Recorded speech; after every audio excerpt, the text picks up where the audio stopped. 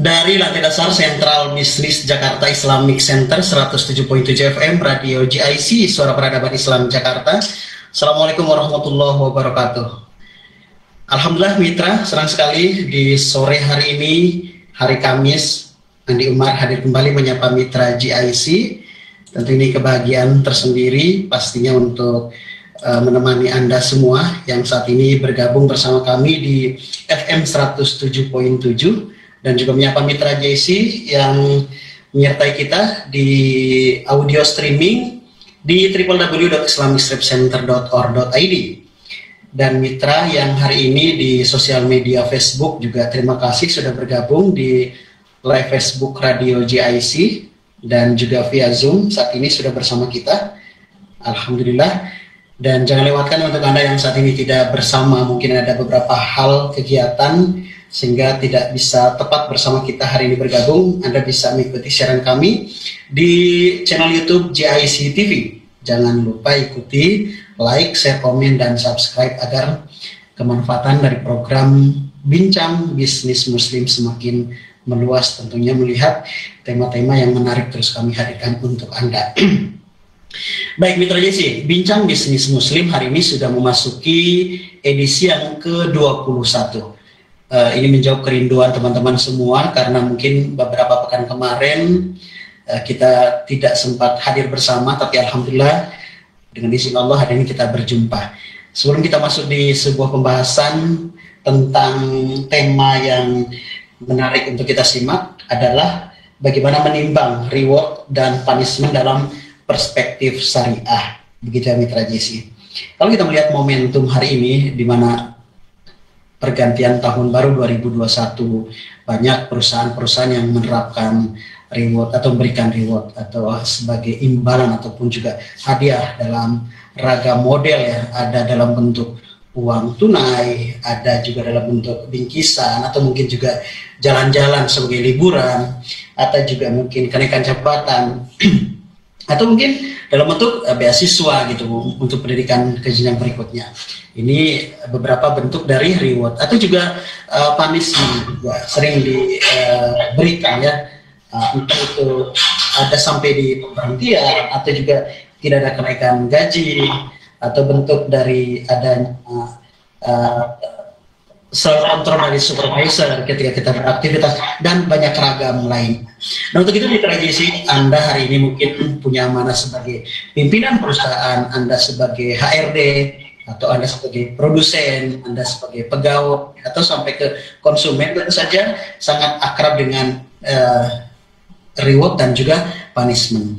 Hal yang menarik akan kita kupas hari ini adalah Islam hadir untuk kita memberikan satu jawaban gitu ya, karena tentunya hari ini rasanya nih perusahaan-perusahaan tidak mungkin bisa melepaskan yang namanya reward dan punishment. Untuk itu hadir bersama kita kedua guru kita, narasumber di program Bincang Bisnis Muslim, ada Dr. Kausar Riza Salman yang sudah bergabung bersama kita via Zoom dari Surabaya, dan juga Dr. Nanang Son Haji sama-sama bersama kita dari Surabaya. Beliau hari ini punya amanah yang cukup besar tentunya dan sangat erat kaitannya dengan pembahasan tema demi tema sampailah kita di serial yang ke-21. Untuk itu mitra JC Andi yakinkan kembali untuk mitra bergabung bersama kami sampai nanti di penghujung kurang lebih 60 menit ke depan. Baik mitra, sebelum kita masuk di pembahasan, Andi Umar mau sapa dulu Dr. Kausar Riza Salman. Assalamualaikum Dr. Kausar. Waalaikumsalam warahmatullahi wabarakatuh Bang Andi. Gimana kabarnya Jakarta? Jakarta hari ini cerah berawan. Belum berawan ya. Gitu ya. Alhamdulillah. Terima kasih Dr. Kausar sudah bersama Andi Umar, dan tadi kabarnya Surabaya sempat diguyur hujan. Iya, betul. Sekarang sudah deras, ya. Nah, sudah tiba di rumah. Ya, terima kasih dokter, perjuangan yang sangat luar biasa untuk menemani Andi Umar dan juga Mitra JC. Bersama kita juga sudah hadir ada Dr. Nanang Son Haji dengan perjuangan hebat hari ini sudah bersama kita. Assalamualaikum Dr. Nanang. Waalaikumsalam warahmatullahi wabarakatuh Bang Andi. Alhamdulillah. Iya, alhamdulillah. Tapi tidak kehujanan tadi ya. Lumayan basah kuyup Bang Andi. Basah kuyup ya. Udah nggak usah diceritain lagi. Andi Umar jadi semakin pilu nih. Iya. Lihat perjuangannya untuk bersama kita hari ini.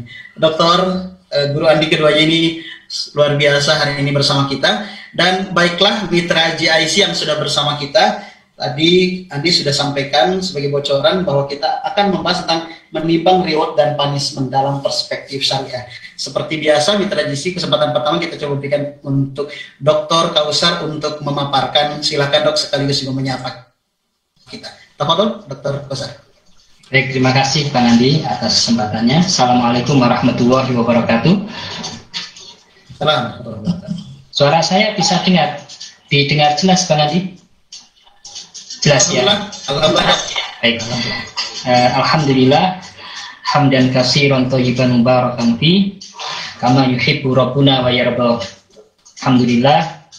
Segala puji hanya bagi Allah Subhanahu wa taala yang telah memberikan kemudahan kepada kita semuanya, kepada kita berdua, Bang Andi dan juga rekan-rekan semuanya yang sudah stay tune di Zoom, dan juga para pendengar Mitra JIC yang mendengarkan dari tempatnya masing-masing, mungkin masih ada yang dalam perjalanan atau mungkin sudah ada di rumah.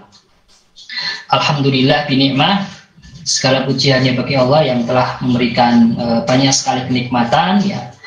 Dan salah satunya adalah yang kita bahas sekarang ini Bang Andi. Kita akan sedikit diskusi nanti berkaitan dengan reward and punishment.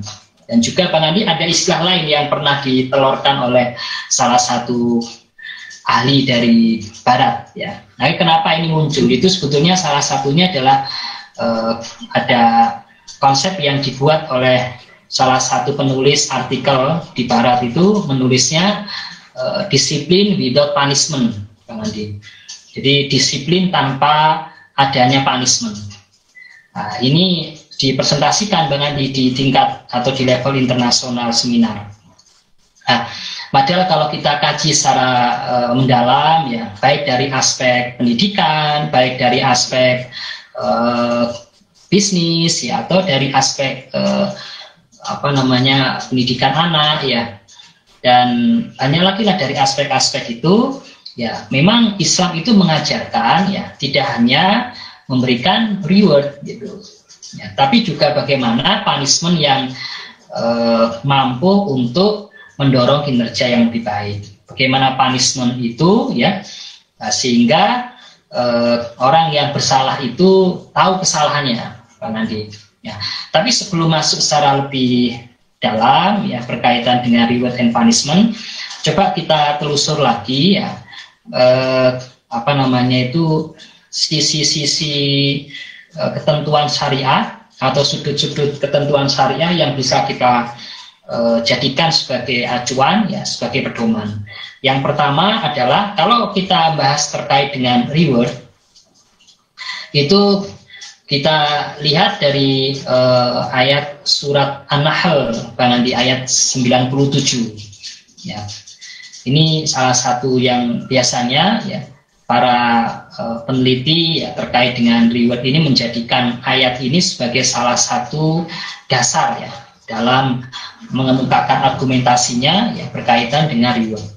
Ya, bunyinya di ayat yang ke-97 dari surat ini adalah man amila sholihan min dzakarin aw unsa wa huwa mu'minun falanuhyiyannahu hayatan thayyiban walanajziyannahum ajrahum bi ahsan makanu ya'malun, bi ahsanin makanu ya'malun.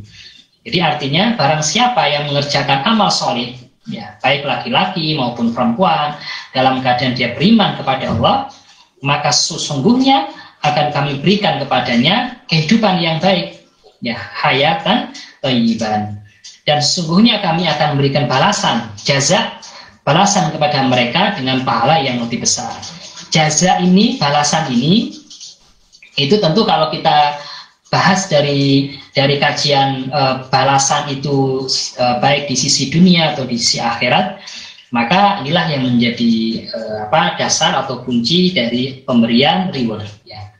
Balasan di dunia dan juga tentu balasan di akhirat. Kemudian Bang Andi, yang berkaitan dengan punishment juga ada dalilnya, itu salah satunya di surat Al-Anfal, ya, di surat Al-Anfal ayat ke-13, ya, yang bunyinya adalah zalika bi annahum syaqullaha wa rasulahu wa may yushaqiqillaha wa rasulahu fa innallaha syadidul iqab. Ketentuan yang demikian itu adalah karena sesungguhnya mereka itu menentang Allah dan Rasulnya, dan barang siapa yang menentang Allah dan Rasulnya, maka sesungguhnya Allah amat keras siksaannya. Ini dijadikan pedoman Bang Andi, bahwa di dalam konsep Islam, ya, punishment itu juga merupakan sebuah keniscayaan yang merupakan akibat dari misalnya melakukan sebuah kejahatan atau melakukan sebuah kesalahan, ya, baik itu pegawai atau yang lain, ya, pemberi jasa dan seterusnya. Kemudian kita akan melihat secara lebih teknis, tapi juga masih dalam konteks di dalam tentuan dasar, ya, bahwasanya ini kembali kepada, karena persoalan reward dan juga punishment ini kan juga bagian dari transaksi yang terjadi antara, ya, bisa pemberi jasa, ya, dengan penerima jasa, ya, itu misalnya perusahaan dengan pegawainya. Maka ada ketentuan di dalam hadis riwayat Ibnu Majah, Bang Andi, dan juga Mitra Jais, yang diriwayatkan dari sahabat yang mulia Ibnu Umar, bahwasanya Rasul bersabda, berikanlah upah sebelum keringatnya kering. Ini menunjukkan bahwa dalam akad terjadi kontrak, ya, antara pekerja dengan perusahaan atau pekerja dengan pihak yang mempekerjakan, ini biasanya kita kenal dengan istilah akad ijarah, ya.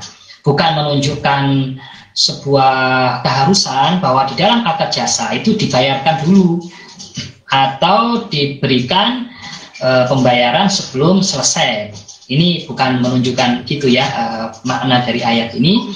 Ini menunjukkan bahwa di dalam akad ijarah atau jasa itu tergantung kesepakatan nanti, jadi lebih fleksibel.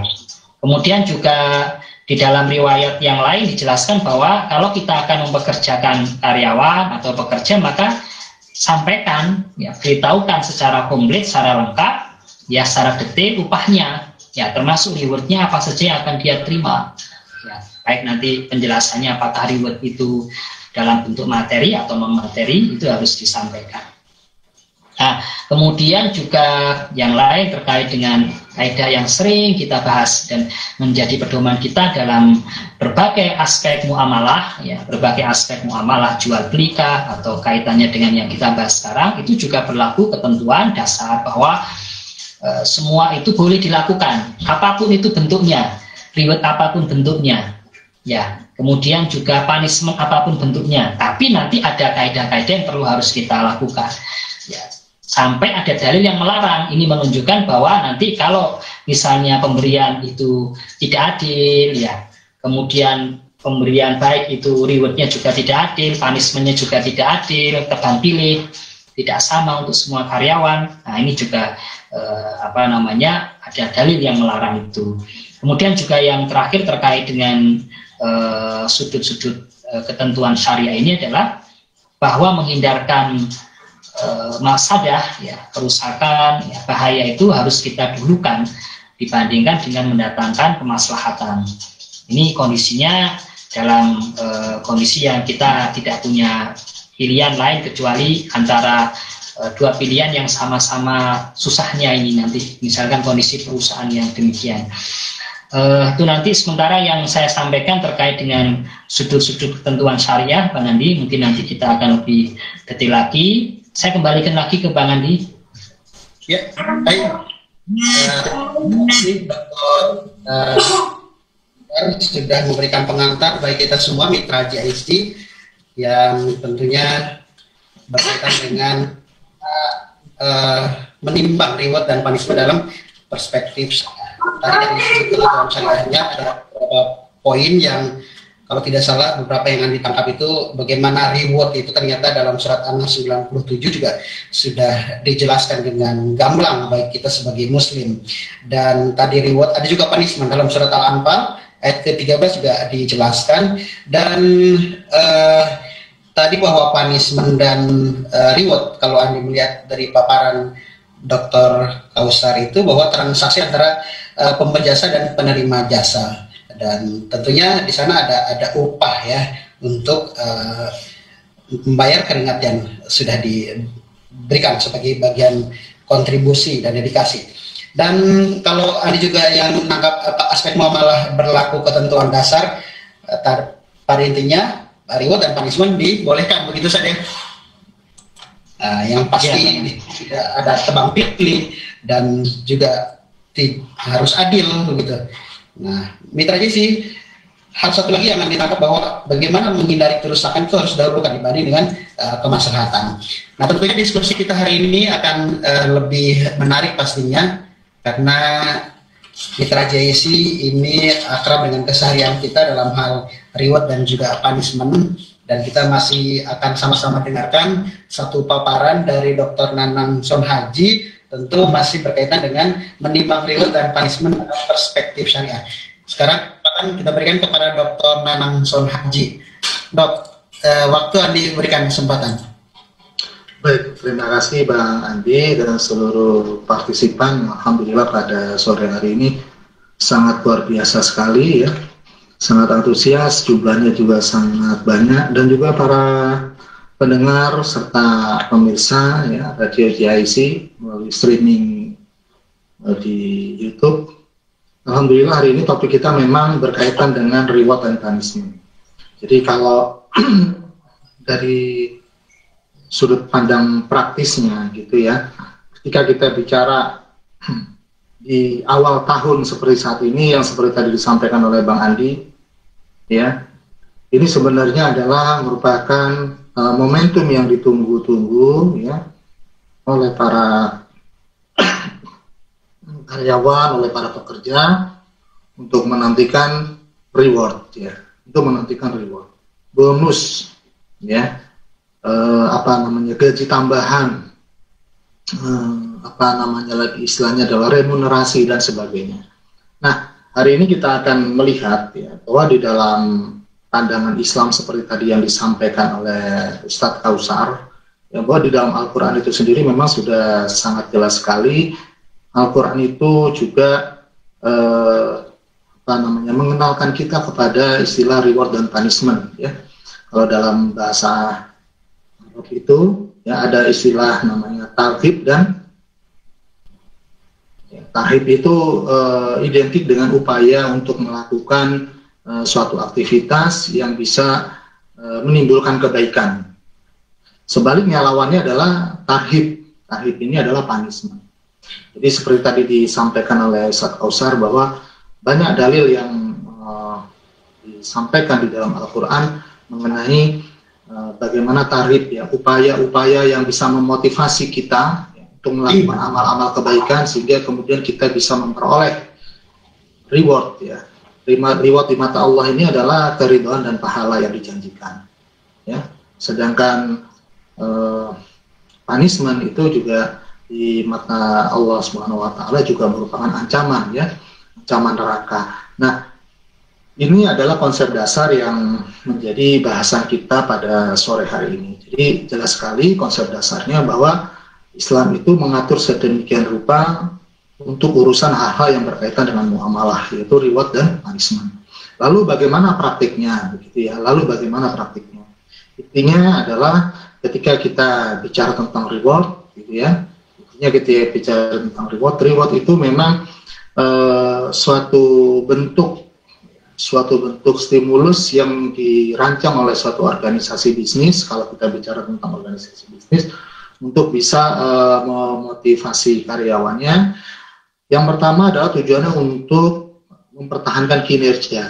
Kinerja ini adalah capaian indikator aktivitas yang diinginkan oleh perusahaan. Jadi kalau dalam perusahaan-perusahaan kontemporer seperti saat ini ya, modern, itu perusahaan-perusahaan itu ada namanya Key Performance Indicator, KPI, ya, Key Performance Indicator. Jadi ada indikator kinerja karyawan, di mana masing-masing organisasi bisnis itu akan menyesuaikan dengan karakteristik dari bisnisnya.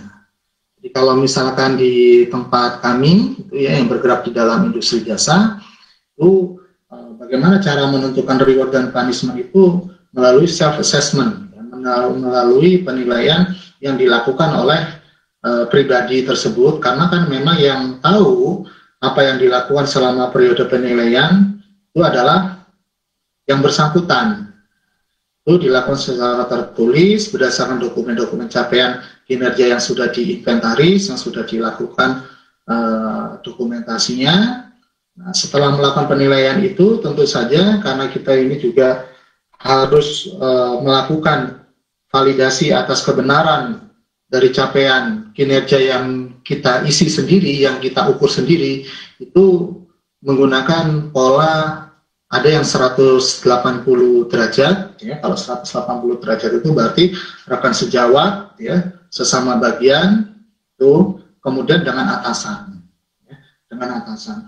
Ada pula yang 360 derajat, berarti ditambahkan dengan bagaimana kinerja kita dinilai oleh bawahan kita. Memang kalau mau lebih adil dan lebih fair itu kita gunakan lingkaran 360 derajat.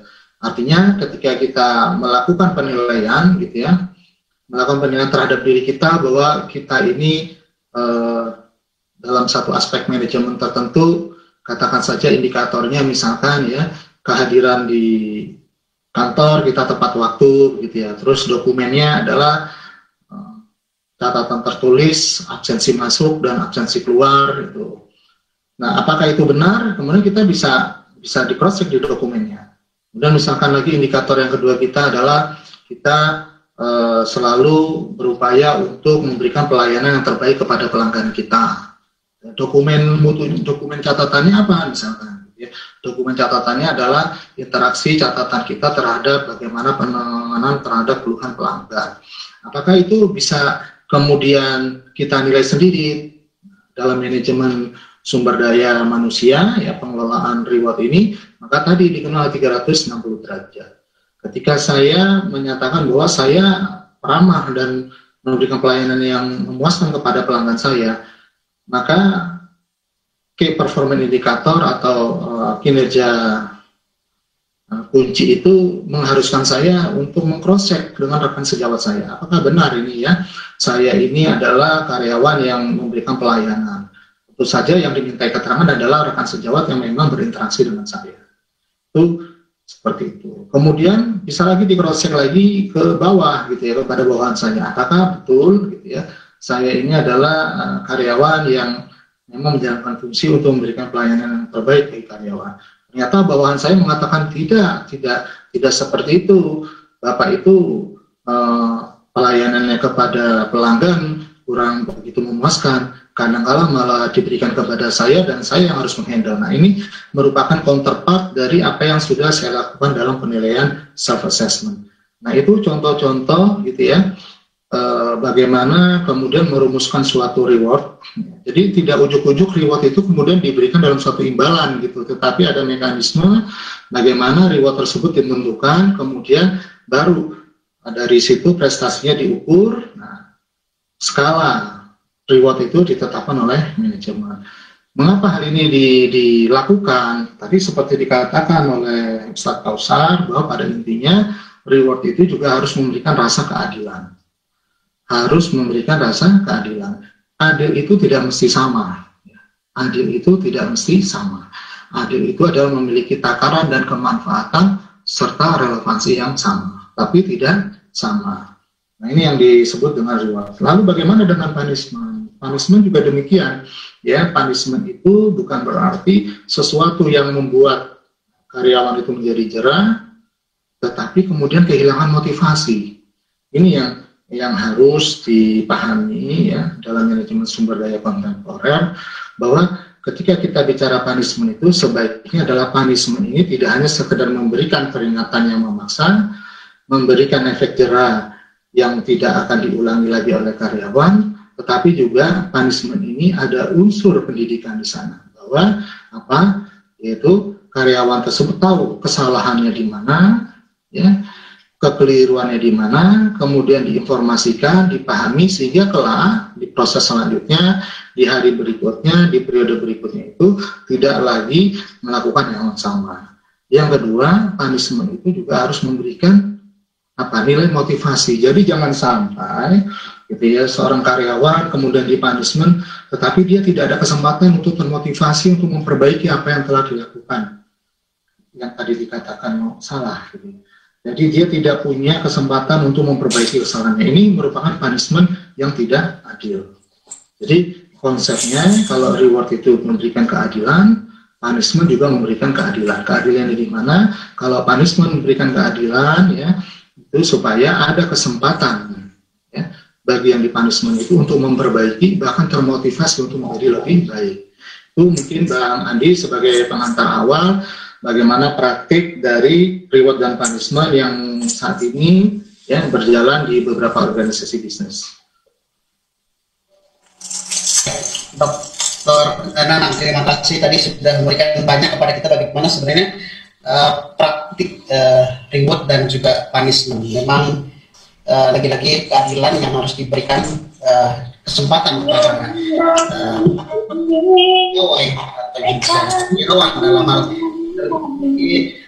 Dr.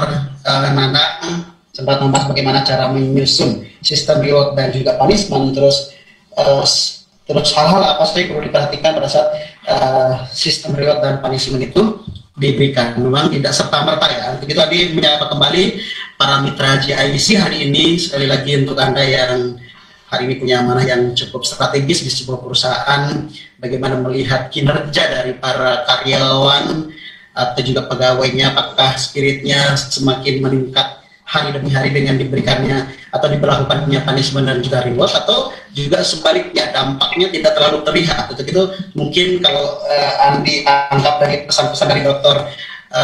Nanang itu evaluasi kembali biar tepat ya, karena jangan serta-merta diberikan tapi tidak ada dampak positif untuk ke depan perusahaan, apalagi untuk personal dirinya gitu ya.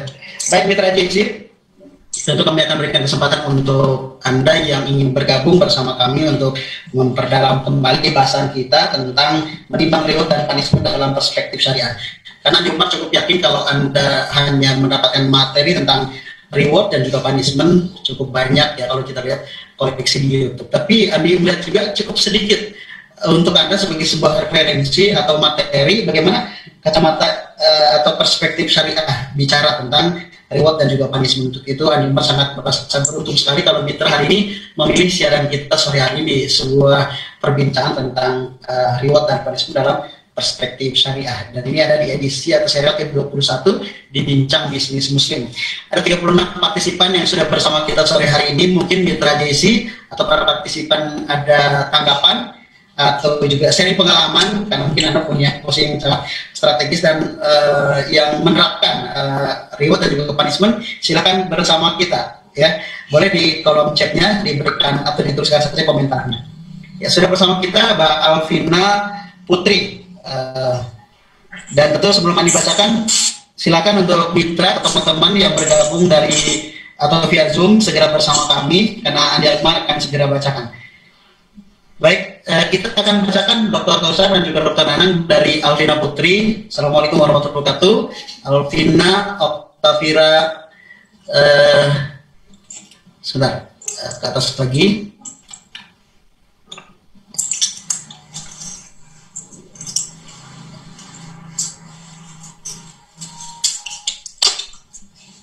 Nah, bagaimana cara atasan memberikan reward atau punishment kepada bawahan yang tidak membebankan bagi bawahannya, Pak? Dan hal-hal apa saja yang perlu diperhatikan dalam memberikan reward atau punishment? Lalu apakah ada reward atau punishment yang perlu dihindari menurut syariat Islam? Jika ada, mohon penjelasannya. Mungkin di awal, Dr. Kausar, ada 3 pertanyaan yang diberikan dari Mbak Alvina Putri. Dr. Kausar, silakan tanggapannya dari pertanyaan Mbak Alvina. Baik, terima kasih Mbak Alvina yang sudah mempertanyakan. Ada 3 jenis ini ya Bang Andi ya pertanyaannya. yang pertama, bagaimana cara atasan memberikan reward atau punishment kepada bawahan yang tidak membebankan bagi bawahan. Jadi kuncinya ini adalah keseimbangan, Bang Andi. Kuncinya adalah keseimbangan antara reward dan juga punishment. Ya, jangan terlalu lebih difokuskan kepada satu ini, ya, misalnya lebih kepada punishment saja, atau juga lebih kepada reward saja. Jadi harus ada keseimbangan. Sama seperti konteksnya ketika kita dalam kaitannya dengan kondisi kita juga, kondisi kita sekarang ini, ya, juga perlu kita pupuk tidak hanya kekhawatiran saja, tapi juga optimisme di tengah pandemi sekarang. Sama juga semacam ini. Kalau terlalu dikedepankan atau ditekankan pada punishment saja, itu pasti akan memberikan kontraproduktif ya terhadap kinerja karyawan atau bawahan. Kalau terlalu mudah dalam memberikan reward, ya tanpa ada batasan atau skala pencapaian kinerja tertentu, ya karyawan mudah untuk mencapai reward tadi, nah, itu juga tidak memberikan atau kurang memberikan motivasi kepada karyawan. Ya seharusnya ya ditentukan berdasarkan pada kajian yang komprehensif, ya berkaitan dengan tugas dan tanggung jawab dari masing-masing karyawan.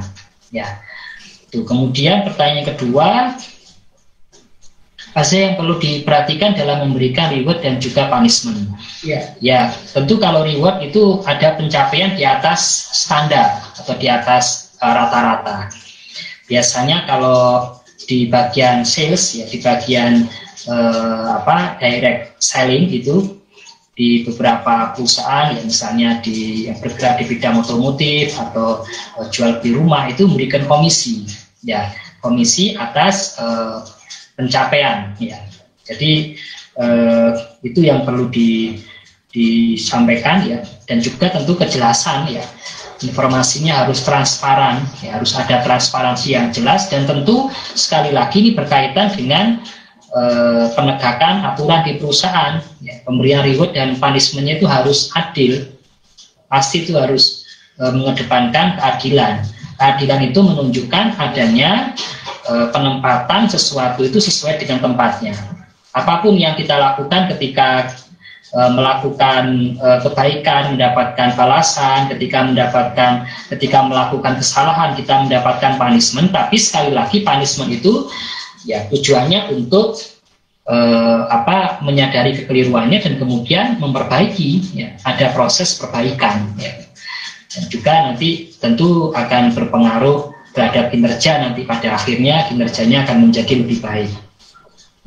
Apakah ada reward atau punishment yang perlu dihindari? Ya tentu kalau misalnya reward atau punishment-nya itu tidak seimbang, ya tidak ada unsur tawazun. Kita dulu pernah bahas itu kayaknya prinsip tawazun, keseimbangan, ya, termasuk keseimbangan dalam memberikan reward dan juga punishment, dan tentu ini juga harus disesuaikan dengan keadaan ekonomi di perusahaan, ya, keadaan kinerja perusahaan, ya. Keseimbangan perlu ditekankan di sini, ya, kemudian juga keadilan dalam penerapannya, dan kemudian transparansi informasi. Ya, kapan itu diberikan reward, kapan itu diberikan punishment, sejak awal karyawan harus diinformasikan. Ketika karyawan masuk ke bagian lingkungan di perusahaan, dia tahu mana perbuatan yang baik, mana perbuatan yang tidak baik, mana yang dengannya dia mendapatkan reward, mana yang dengannya itu dia mendapatkan punishment. Itulah yang harus dikedepankan oleh pemilik perusahaan, ya, dalam menyampaikan informasi secara terbuka, transparan kepada pegawai. Kemudian bagaimana aplikasinya harus adil, menempatkan sesuatu sesuai dengan tempatnya, ya. Kemudian juga harus ada unsur keseimbangan antara reward dan juga punishment. Itu aja Pak Andi, pertanyaan yang sudah ditulis oleh Mbak Alvina, yang pertanyaannya sangat bagus sekali. Saya kembalikan ke Pak Andi. Satu pertanyaan yang sangat menarik sekali dari Mbak Alvina. Kita menyapa Mbak Khonsa Humairo. mau tanya tentang punishment ini. Ini mungkin Dr. Nanang yang mungkin menyiapkan jawabannya, Dok. Dalam sebuah hadis disebutkan berapa kali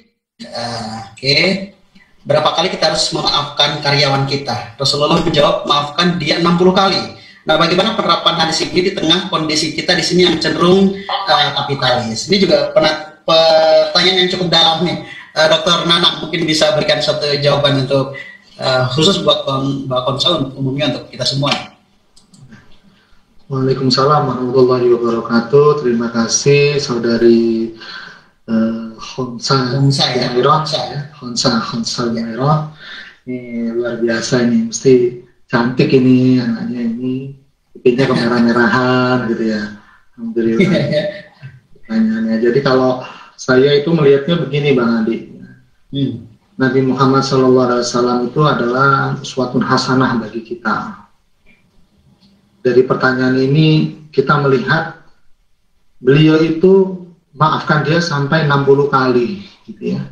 Mungkin kita yang lahir sekarang, kita yang hidup di zaman ini, kok banyak sekali sampai 60 kali nih. Kenapa nggak 3 kali, 10 kali, 20 kali? Ya. Saya melihatnya bukan pada kuantitas nilai 60 kalinya, tetapi betapa Rasulullah itu betul-betul yang tadi saya sampaikan, bahwa berikan dia kesempatan untuk menjadi lebih baik dari suatu kesalahan yang mungkin kesalahan itu dia tidak tahu, kesalahan itu dia lakukan karena dia tidak sengaja, atau kesalahan itu dia lakukan dengan sengaja dengan kondisi terpaksa. Ini Bang Andi, jadi memang ketika kita bicara punishment di era kapitalis ini nanti juga mungkin bisa menjadi referensi untuk menjawab pertanyaan dari saudari Octavia, bahwa seringkali punishment itu malah membuat kita itu menjadi jerah selama-lamanya, tetapi ada dendam dan sakit hati. Kenapa? Karena kita tidak pernah, tadi disampaikan oleh Ustadz Kausar, tidak pernah ditampakkan dengan sejelas-jelasnya apa yang menjadi kesalahan kita. Dan itu harus terkonfirmasi, Bang Andi. Jangan sampai kita itu diberi punishment atas sesuatu yang kita sendiri tidak paham kesalahan kita apa, mengapa kita dihukum, dan kita tidak tahu sama sekali gitu, apa penyebabnya. Nah, inilah yang harus kita lakukan, gitu ya. Inilah yang harus kita lakukan. Ketika kita di dalam perusahaan itu, konsep punishment itu seharusnya memang ya sudah ada tertulis bahwa hal-hal apa yang bisa menyebabkan jatuhnya punishment. Ya, karena nanti punishment itu tidak boleh subjektif, Bang Andi. Suatu hukuman itu kan punishment itu kan sifatnya nanti itu akan membuat orang menjadi jerah, membuat menjadi sakit, membuat orang menjadi malu dan sebagainya. Ya, hal-hal yang dirasa di respek awal itu hal-hal semacam itu. Nah, namun bagaimana kemudian ya, punishment ini ya selanjutnya menjadi suatu proses pembelajaran. Saya, Bang Andi, akan mencoba menceritakan gitu ya, karena saya ini bekerja di dalam dunia pendidikan, gitu ya. Kalau saya itu berinteraksi dengan mahasiswa saya, ketika sedang ujian, sedang kuis, misalkan mahasiswa sejumlah 40 orang, saya tahu gitu dari sekian banyak 40 orang itu ada beberapa yang melakukan tindakan kecurangan, mencontoh, gitu ya Bang Andi ya, kemudian mengganggu temannya supaya diberikan jawaban dan sebagainya, hal-hal yang memang secara tertulis di tempat kami itu sebagai suatu pelanggaran untuk melakukan ujian yang menggugurkan nilai ujian. Tetapi bagaimana kemudian ketika saya dihadapkan pada untuk memberikan punishment, gitu ya.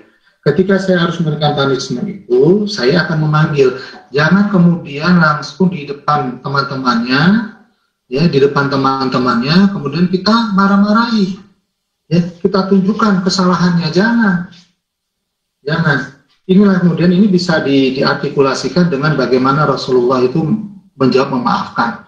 Jadi memaafkannya di sini saya tidak akan membahas pada 60 kalinya, tetapi saya melihat bagaimana ketulusan dan kasih sayang Rasulullah itu terhadap umatnya untuk bisa memberikan punishment itu, tetapi memberikan dampak agar dia menjadi lebih baik lagi.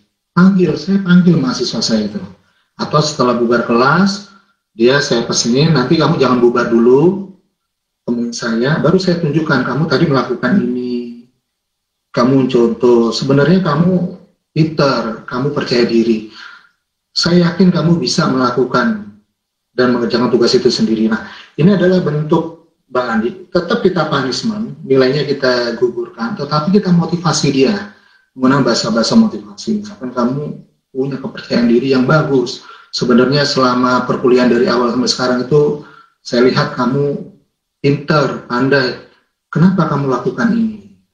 Nah, hal-hal semacam ini, Bang Andi, itu ternyata memang saya alami betul, bisa membuat ya, mahasiswa saya ini tidak melakukan hal yang serupa. Tidak melakukan hal yang serupa. Sama ketika kita ada di karyawan, menjadi karyawan di organisasi suatu bisnis. Selama ini, punishment itu, ya, kalau kita terapkan dengan adil, itu berikan informasi yang sedetail-detailnya, sejelas-jelasnya, pelanggarannya dalam bentuk apa. Kalau pelanggaran hukum sampai dengan kekuatan hukum itu mengikat dan menjatuhkan vonis bahwa dia bersalah. Jangan sampai masih abu-abu, masih dalam proses, tapi kita sudah didakwa kita salah. Apalagi kemudian punishment itu berujung pada pengurangan hak si karyawan. Ini yang justru malah membahayakan. Di tengah kondisi seperti ini, ya, hal-hal yang sangat mengganggu hak karyawan itu sensitif sekali. Makanya kemudian di dalam manajemen reward dan punishment ini jadi tanggung jawab besar ya bagi HRD itu untuk merumuskan bagaimana kiat untuk memberikan punishment itu agar tidak hanya sekedar memberikan efek jerah, tetapi juga memberikan peluang ya yang bersangkutan untuk menjadi lebih baik lagi. Atau bahasanya adalah motivasi. Ya. Mungkin Ustadz Kausar juga bisa menambahkan ini, Ustadz Kausar, detailnya ketika Rasulullah itu menjawab maafkan dia 60 kali ini gitu ya. Karena kalau saya itu memahaminya dari bagaimana Rasulullah SAW itu memiliki kelapangan hati yang sangat luar biasa sekali bagi umatnya. Bahkan dalam satu riwayat begitu Bang Andi gitu ya, ada seorang pengemis gitu ya, yang setiap hari itu hibah bercerita tentang keburukan Nabi SAW, Rasulullah, padahal tiap harinya itu Rasulullah itu selalu mendatangi pengemis buta itu dan setiap hari menyuapi sampai hingga meninggal wafatnya. Iya, iya. Ini menjadi tauladan kita. Mungkin Ustadz Kausar bisa menambahkan. Apa Kausar? Ya. Baik, Dr. Kausar bisa menambahkan sekaligus juga mungkin pertanyaan dari Mbak Oktavia untuk menjawabnya ya.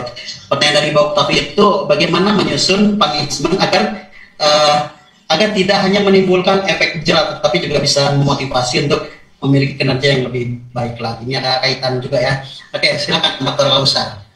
Baik, terima kasih Bang Andi.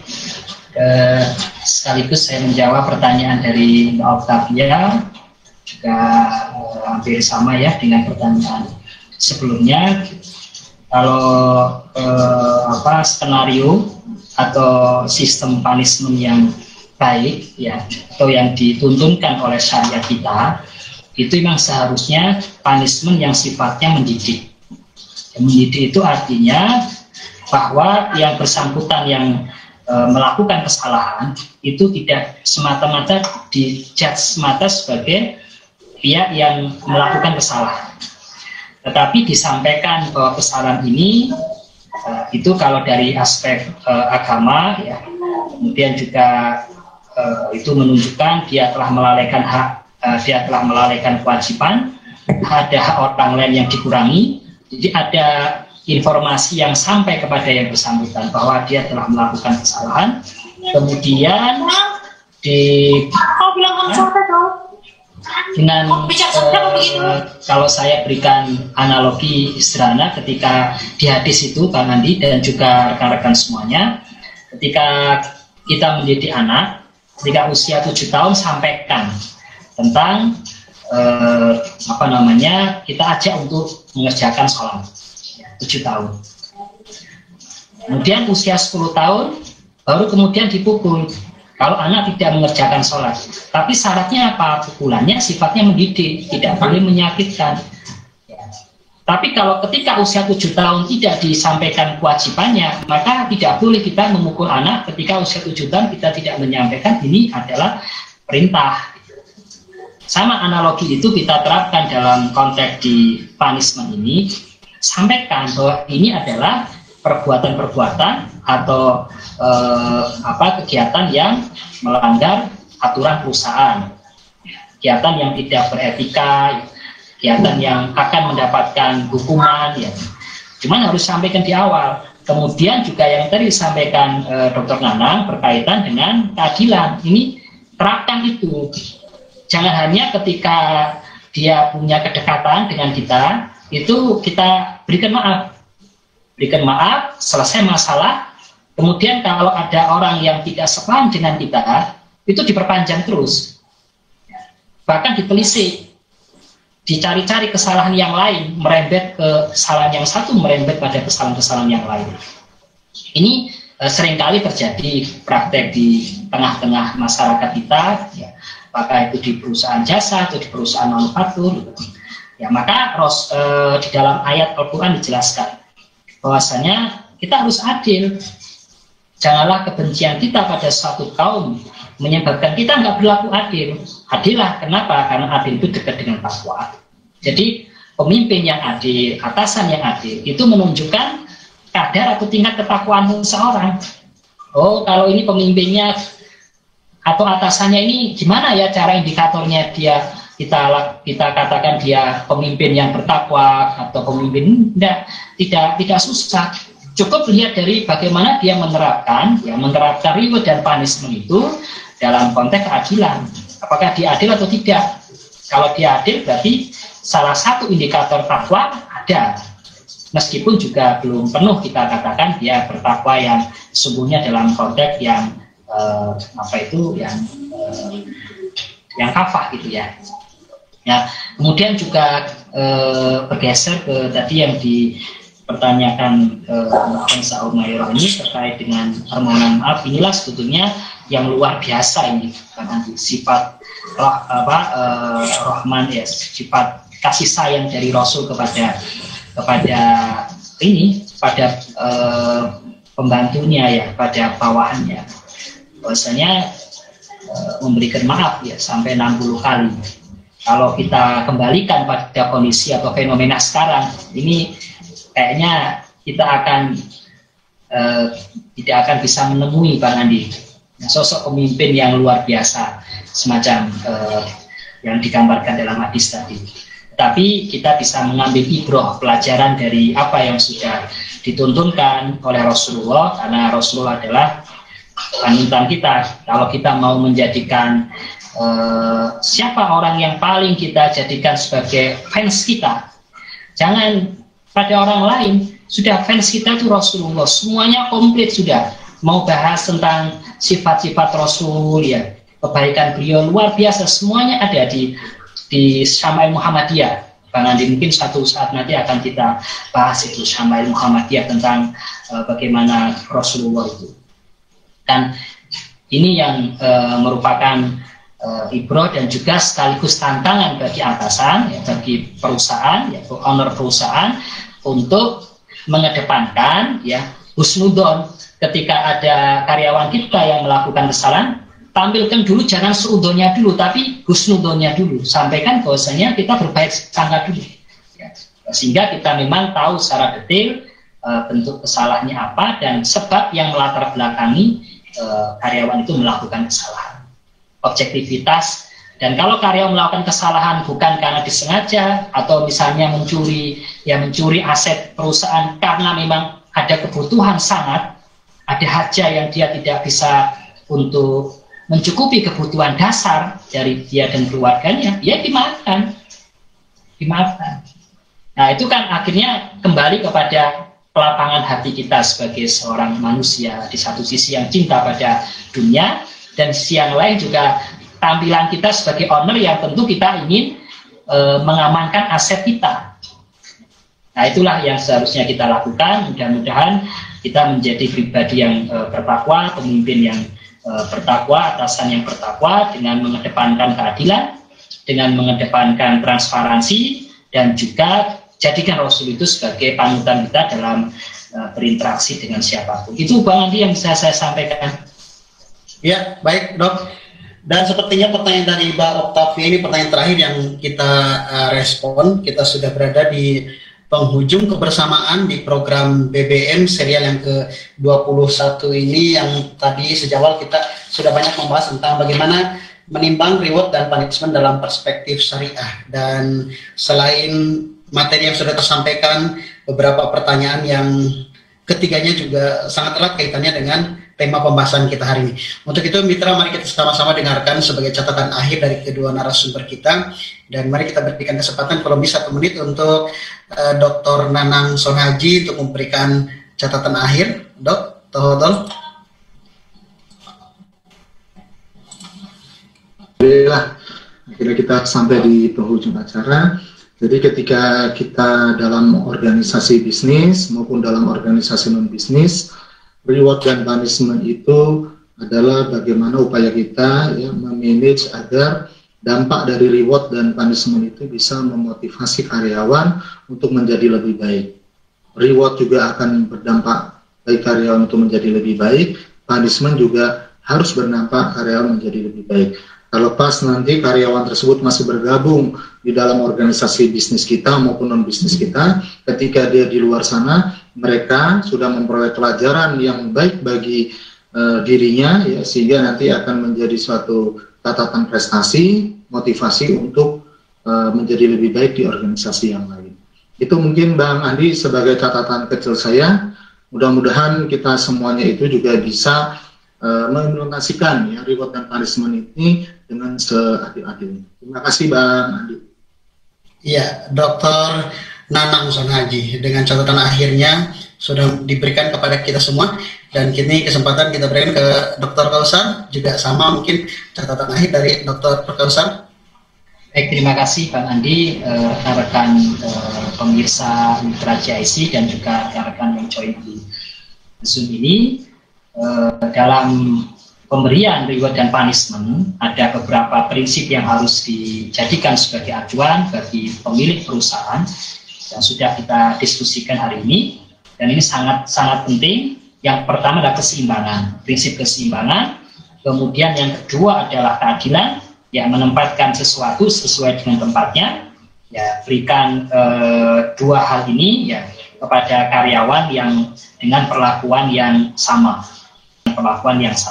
Kemudian yang ketiga adalah sampaikan informasi ya terkait dengan reward dan punishment, karena ini adalah hal yang menjadi kewajiban dari perusahaan ya untuk memberikan reward dan juga punishment jika memang sudah dikaji ya, dan juga merupakan hak dari karyawan.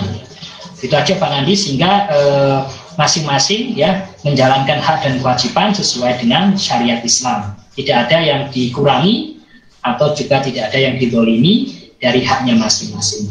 Demikian Bang Andi yang bisa saya sampaikan, semoga bermanfaat. Baik, terima kasih Dr. Nanang, Dr. Kausar, dengan materi yang diberikan, dengan jawaban yang juga diberikan, semakin melengkapi bahasan kita tentang bagaimana punishment dan juga reward dalam kacamata syariat Islam.